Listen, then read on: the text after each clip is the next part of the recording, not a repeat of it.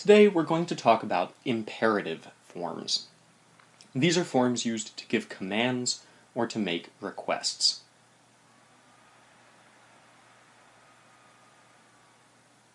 For instance, we could say, "Come here, please." "Don't touch that." "Please have a seat." "Help yourself to the nachos." Notice in each of these that there is actually no subject. That's what makes them imperative as opposed to interrogative, question forms, or indicative, normal statement forms. The hallmark of imperative forms is the implied subject. In other words, the person doing or not doing the action is not actually present in the sentence.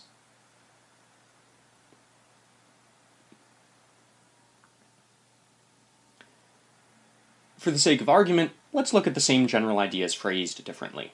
These may be polite, socially acceptable ways to get people to do things you want them to do.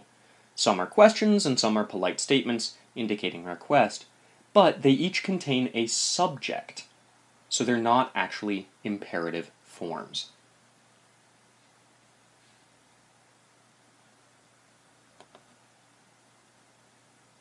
Now, as you might have guessed, German has several different ways of making imperative forms, depending on who you're addressing.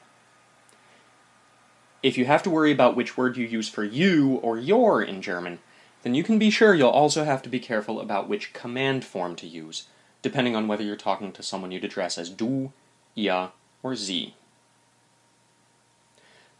Let's say you were talking to someone you'd address with du, one friend or family member. In other words, someone you'd call by their first name. Here's how you would formulate a command for this singular, informal situation.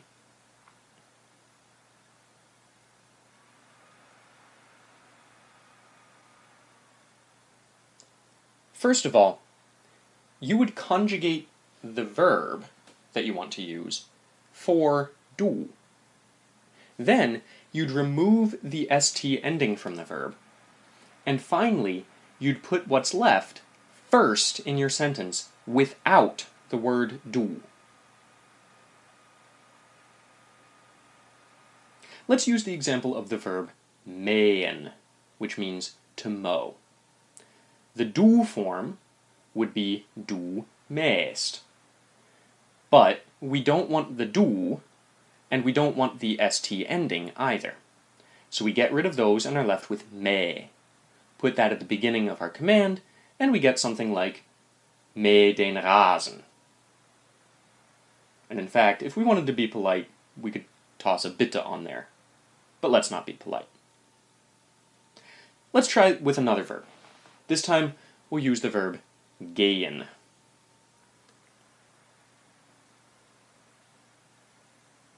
Again, we'll conjugate our verb for du, remove du and the st ending,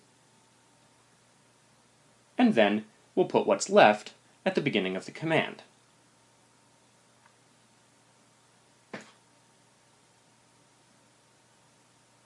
Good, we were a little more polite here. Let's see that process again with another verb. This time we'll use kaufen, to buy.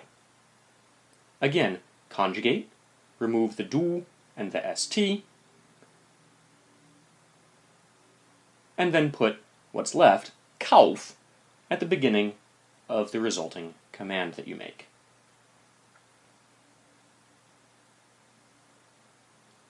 Now, at this point you might be saying to yourself, "Gee, self, all I need to do is use the verb stem. Why go to all the trouble of conjugating and then getting rid of the st ending?" Well, let's use another example. This time, we'll use nehmen. As you might recall, nehmen is a stem-changing verb, so watch what happens.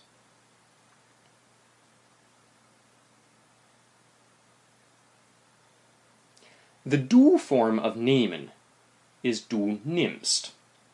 We eliminate the du and the st, and we're left with nimm. This goes at the beginning of our command, not the stem of the infinitive verb. So let's add another rule up top. If the verb is a stem-changing verb, you're going to want to keep that stem change in the command form.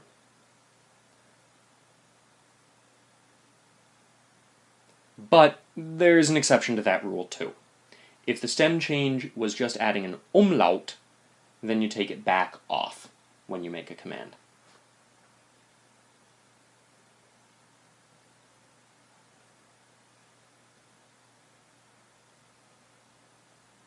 As an example of that last exception, let's use the verb laufen, because that adds an umlaut for a stem change. Laufen becomes du läufst. We get rid of the du and the st, as usual, but we're also going to get rid of the added umlaut that we added due to the stem change. And so we end up with Lauf Ski im Winter as our command. No stem change anymore.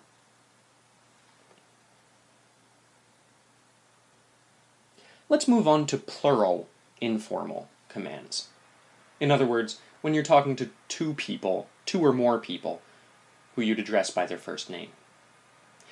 Plural command forms are actually much simpler than singular informal command forms, because there will be no weird stem changes involved. All you need to do is conjugate the verb for ia, then put that verb first in your command, but again, without the word for you. So we're going to eliminate the word ia.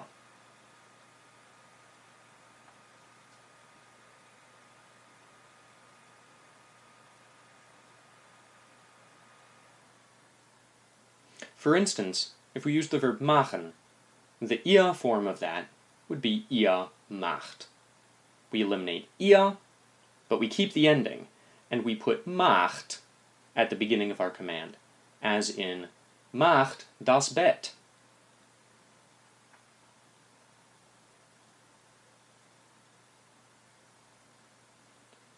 The same process works with the verb holen, which means to get or fetch. Holen becomes ihr holt, which then becomes holt in our command. So your command could be holt 1 Kilo Äpfel. Now let's move on to formal command forms. As with all things formal, take this one very seriously, because German speakers take it very seriously. But this one is also very simple to construct. First, we're going to conjugate the verb for sie, the formal form. And in fact, this will almost always just be the infinitive form. Then, we're going to put the verb first in the command as usual, but this time we're going to keep the word sie right after the verb form.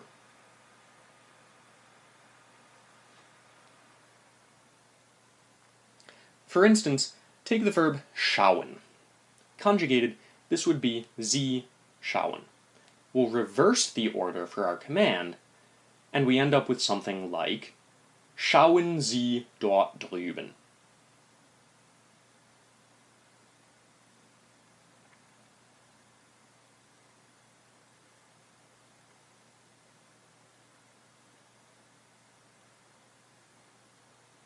With the verb gießen, the process is the same. First we conjugate, then we switch the order, but we keep the sie, and you can create a command that goes something like Gießen Sie die Blumen.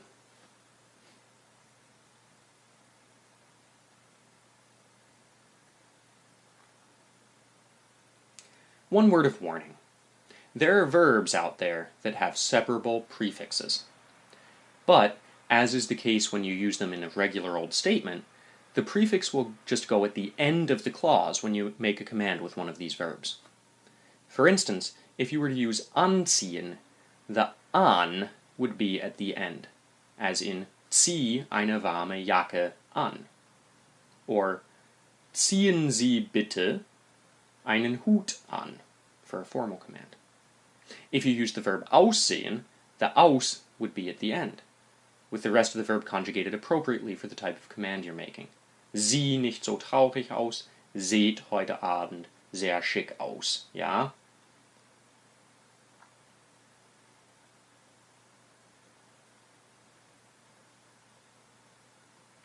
Finally, let's review. To make command forms, which are different than questions or polite requests that actually include the subject rather than just implying it, you need to first figure out who you are addressing. If it's one person you are on an informal basis with, then you'll use the du form minus its st ending. If you're addressing two people informally, you'll use the ia form. And if you're addressing someone formally, someone you'd call by their last name, you'll use the z form followed by the word z.